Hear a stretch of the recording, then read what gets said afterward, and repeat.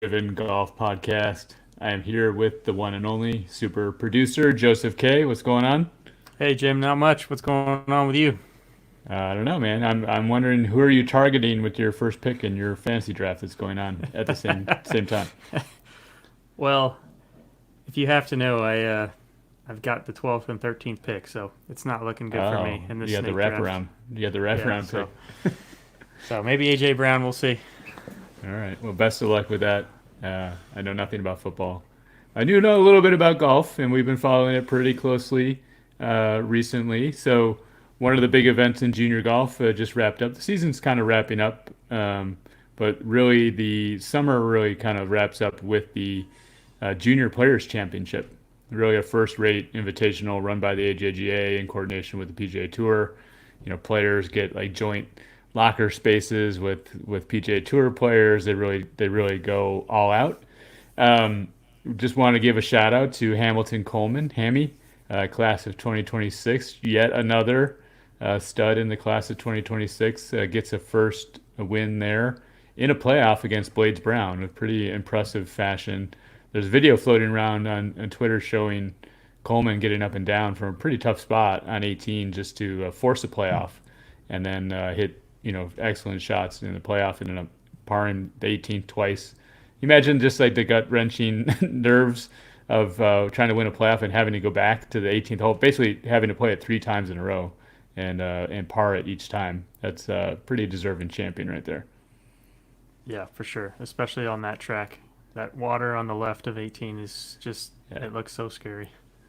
Yeah, and I will say, we talk a lot about just like the journey of junior golf, and I did witness Hamilton back at the Terracotta back in April, and he was one of the first round leaders. Played in the second round with my son in the final group, and honestly didn't have a great day.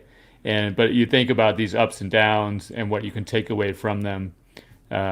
He I'm assuming he obviously kind of grew from that experience, and when he was in under the gun in this situation, obviously performed really well.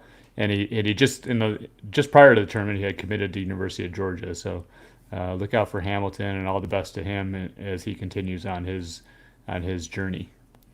If you look to the other side of the leaderboard and you scroll down, the one thing about the junior players, which is a bit unique, is they invite a lot of international players. And the way like the featured pairings worked is they would have like the top two AJGA players and then like the top international players, and then have the next two AJGA players and another international player. So you get this real blend of American and international players, and players from all around the world. My son played with Kartik Singh in the final round. He ended up shooting 68 and finishing third. So that was fantastic to see. But one thing that caught my eye is there was a gentleman from Jordan who made the Junior Presidents Cup team, and another junior from Jordan who was playing at the Players Championship. So I looked into this a little bit, and I looked on Wagger, and it's fascinating. There are four juniors on Wagger that are ranked um, from Jordan, and they're all within the top 350.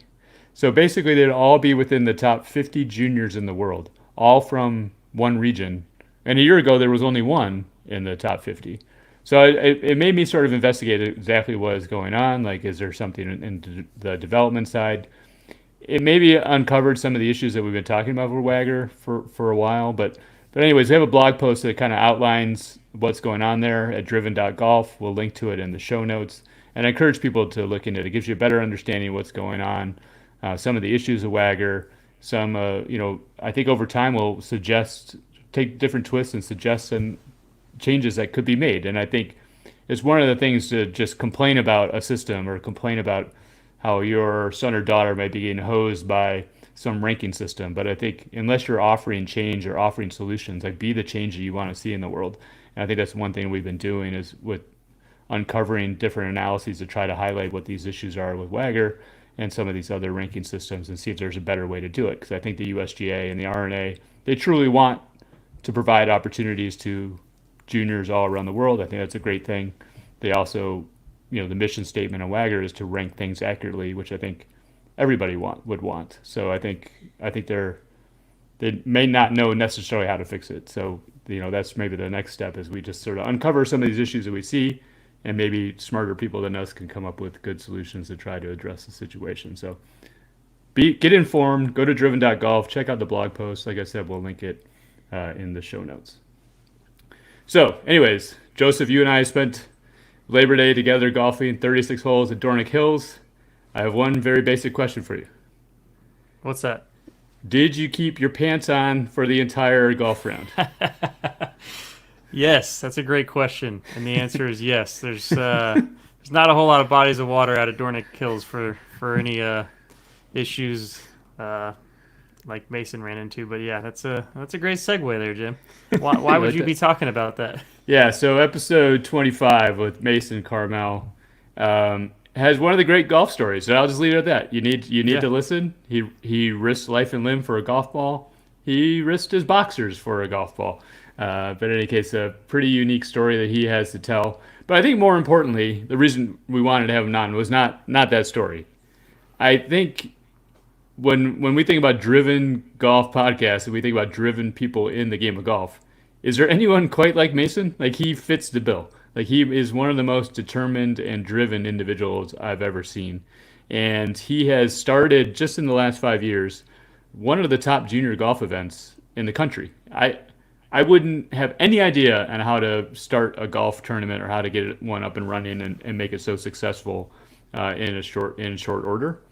But I think Mason really fits the bill of what we've been trying to promote through this series of episodes been going on for nearly a year now, is that he's someone who chased and pursued the game, wanted to be on the PGA Tour, played college golf, was an elite junior golfer. That didn't quite work out exactly how he thought it was going to work out.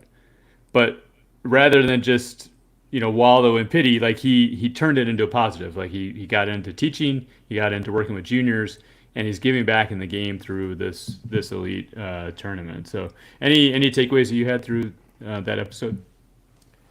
Yeah, Mason seems like one of the most competitive personalities or people that we've had on year to date.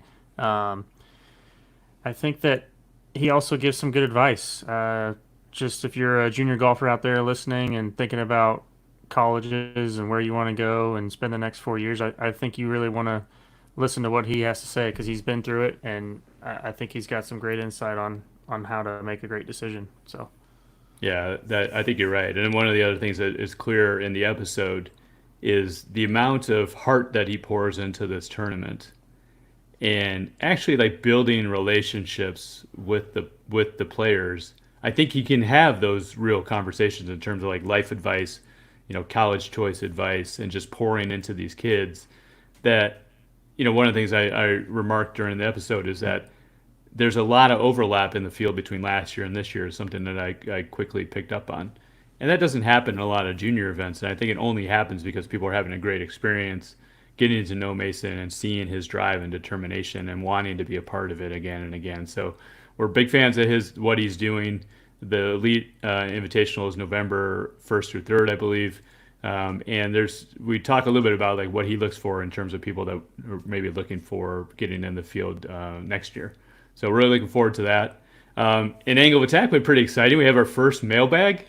So that was pretty cool. Right, yeah. So we talked a little bit about college recruiting and getting noticed, college contact with Andrew. He offered some great advice, and also just some talk just around development and what to expect if you're someone who's, we talked about someone sent in a question for their son who was 12 years old, and we actually had a junior golfer who was 15 that sent in a question.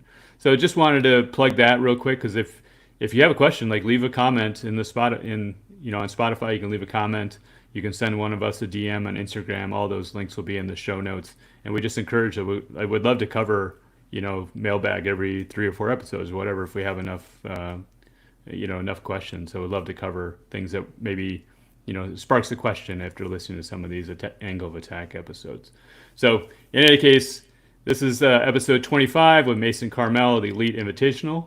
And Joseph, best of luck with your draft. Thanks. Enjoy, everybody.